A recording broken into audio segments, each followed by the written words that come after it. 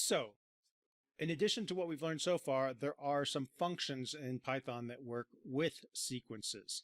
Let's examine those. I'm going to create a new program. I'm just going to call it sequence functions to demonstrate some of these. And so one of them that we've seen is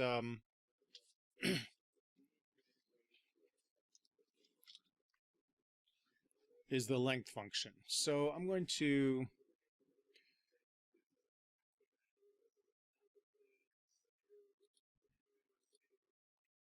take this list here of names and I'll reuse it. Get rid of this number here.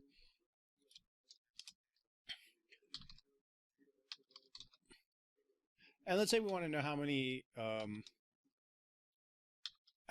elements there were in my list. Well, I think we've seen this one before. It's the length function.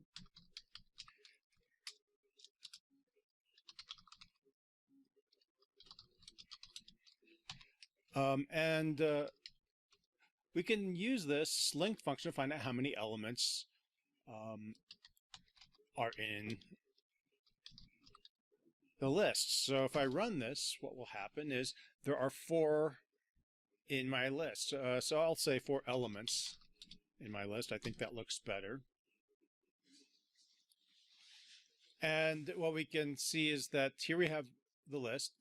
The len function returns how many elements there are in there. So we got the number 4 for number in my list. So this length len function, you can pass it any sequence.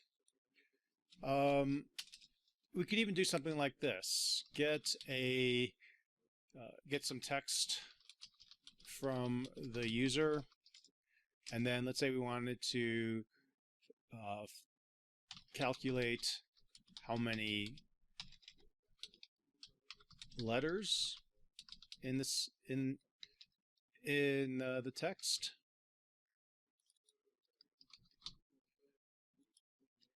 And then display results. Well, that would look something like this. We'd say text is equal to input. Please enter some text. And then we would say num letters, just a variable we created, would equal the len of text. So that will tell us how long text is. Now realize this is going to give us a string, and this will give us how many elements, i.e. how many characters are in that string. And then we could say print there are num letters in that text. So I'll run this again. So it did. And so if I were to say hello world, well, we'd expect it to tell us that there's 1, 2, 3, 4, 5 letters for hello, a space, which should make it 6. World has 5, and then the exclamation point is 6. So we expect, I think, 12. There are 12 in that text, and I guess I should put letters here. And it'll make it look better. Still work the same way. There are 12 letters in that text. So just to kind of show you what this is doing, I'm going to go into the interactive interpreter. And, you know, if I said length of hello world, you can see that the response is 12.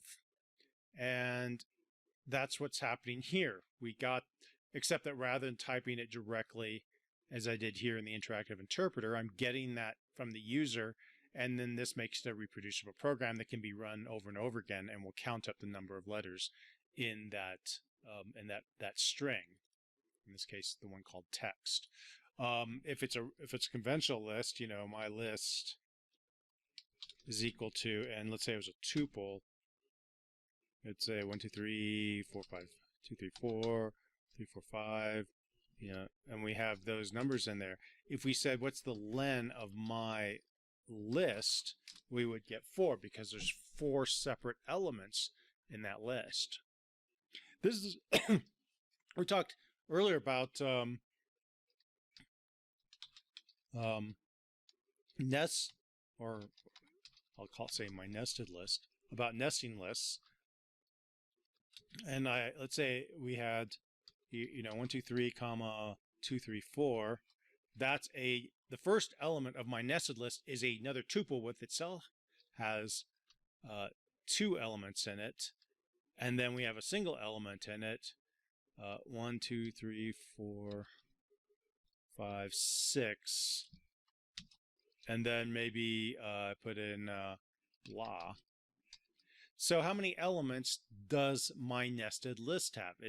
It obviously has, there's one, the answer could be 1, 2, 3 plus 6 is 9. It could be either 10, or if it was treating each of these lists inside of it as one thing, this would actually come back with 4. So what do we get? Well, let's see. The len of my nested list is 4, because this whole tuple is one element from my nested list's perspective. This 1 is the second element. Here we have a third element. Here we have a fourth element. So we have 4 elements. Index 0's element is this one. So, if I were to say my nested list square brace 0, you can see I got that first tuple. If I added another indexing, I would get the 1, 2, 3. If I were to put the 1, I would get 2, 3, 4. If I were to look at element 1, I would get the 1. If I were to look at 2, I would get that. If I can then, index into that one and, get these elements. I can then go get 3, which is the last element, I think, which is blah. And even there, I could index one more time, and I could start digging into each of the characters in that string, which is inside of the list. So you can see, you can index, how far you can make these, pretty detailed data structures with this, and you can use indexing to get into all of them. And we're going to learn how to use loops and conditionals in order to do more complex things with this. But that's how, in Python, how these sequences work. So that was the len function. It's very useful for kind of understanding the nesting aspects. We also have some other functions which are useful. I'm going to stay here in the interactive interpreter because it's just a little bit easier to demonstrate these things here. But you can, you can use these in code as well. And so let's say that we have numbers is equal to, and we'll make a list, and we'll just put some random numbers in here.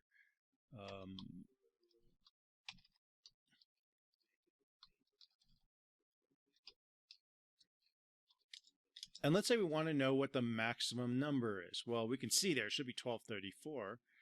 Well, the max function of, and notice all these functions, their structure is that you have the name of the function, which is a keyword.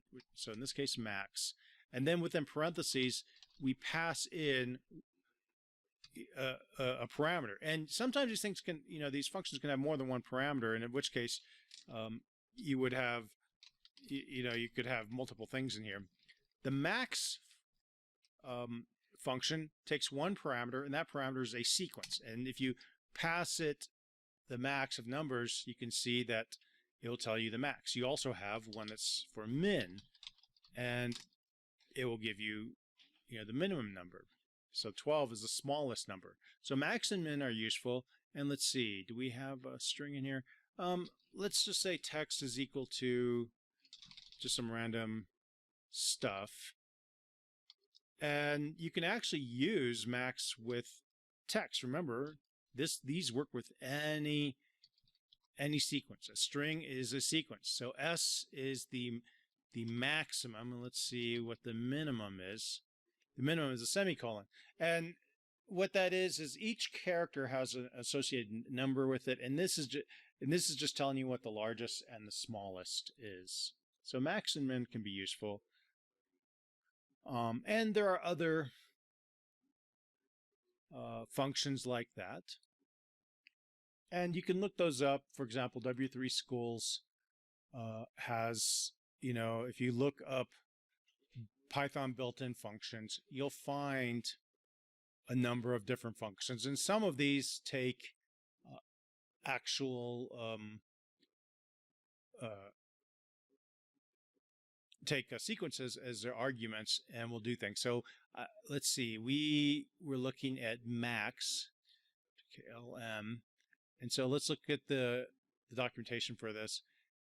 And you notice that actually you can even put the number, a series of elements all separated by commas. And it shows you that there's two ways. You can either put an iterable, which is, a sequence, or you can list a whole bunch of things one after the other with commas. And this will tell you the max or the min. And you can play around with this documentation. There's also Python has its own documentation, and they list all of these functions there as well. docs.python.org, and all of those but between those two, you'll find anything that says iterable is